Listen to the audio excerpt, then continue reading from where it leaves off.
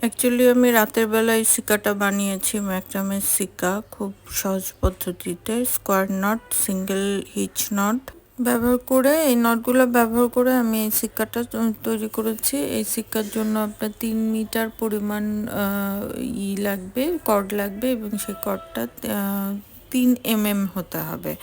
3 mm cord দিয়ে আপনি খুব সহজে এই ম্যাক্রামটা তৈরি করে ফেলতে পারবেন। সবচেয়ে সহজ একটা পদ্ধতি, এটা করা কোনো ব্যাপারই না, যে কেউ করতে পারবে। কর্ড আমি নিয়েছি, এই কর্ডগুলো হচ্ছে খুব সহজে আমাদের মিরপুরের জুটপট্টি থেকে পাওয়া যায়। আমি ওখানে কেজি দরে কিনেছি, ওখানে ওখানে আপনারা গেলেও কেজি দরে এগুলো পাবেন। বিভিন্ন বিভিন্ন পুরুত্বের পাবেন, 3 mm, 5 mm, 6 mm। সাধারণত 3 mm কর্ড দিয়েই ম্যাক্রম করলে সুন্দর হয়। মোটা মোটা দিয়ে কর্ড দিয়েও করতে পারেন, কিন্তু মোটা কর্ড দিয়ে কেমন যেন ভালো লাগে না, ছোট চিকন কর্ড দিয়ে করলেই বেশি সুন্দর হয়। তো এখানে স্কোয়ার নট ব্যবহার করেছি, single stitch not, single হিচ not বলে, সিঙ্গেল হিচ নট ব্যবহার করেছি। আর হচ্ছে বাঁধার জন্য যেটা করে আর কি, আমরা বিভিন্ন ধরনের ওই ঝালর তৈরি করার জন্য যে নটটা ব্যবহার করি, ওইটা আসলে বর্ণনা দেওয়া খুবই কঠিন। মানে আমি ভাষা খুঁজে পাচ্ছি না, যার কারণে আপনাদেরকে খুব ভালো মতো দেখানো হচ্ছে না।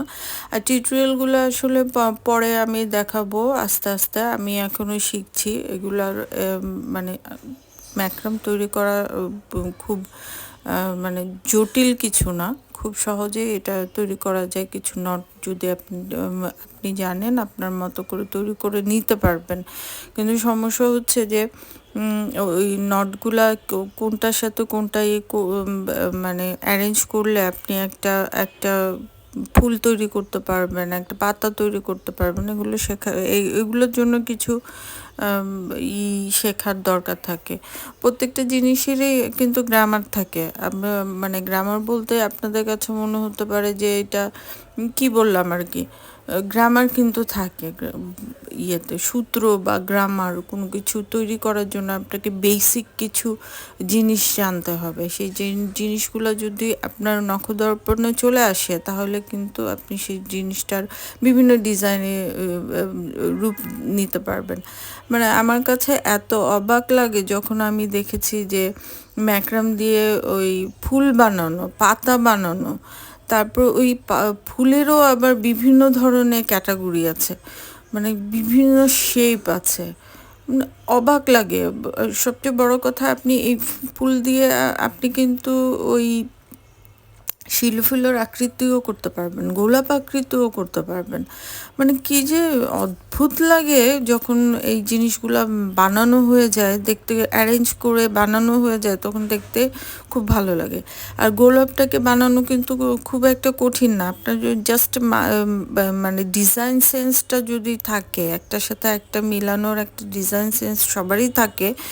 সৌন্দর্য জ্ঞান তো সবারই থাকে, এক একজনের এক এক রকমভাবে প্রকাশ হয়। আপনার যদি ওই সেন্সটা থাকে, তাহলে কিন্তু জিনিসটা আপনি খুব সুন্দরভাবে উপস্থাপন করতে পারবেন।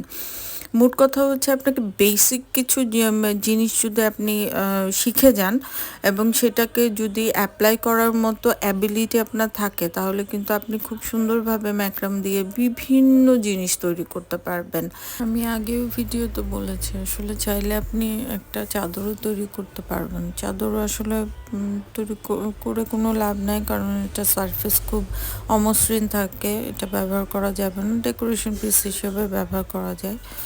তো এই হলো ম্যাক্রামের ইতিহাস। আমি বারবারই একই কথা বলি, বারবারই আমি অবাক হয়ে যাই, আমি বানাই আর অবাক হই, এত সুন্দর জিনিস কিভাবে মানে তৈরি করা যায়।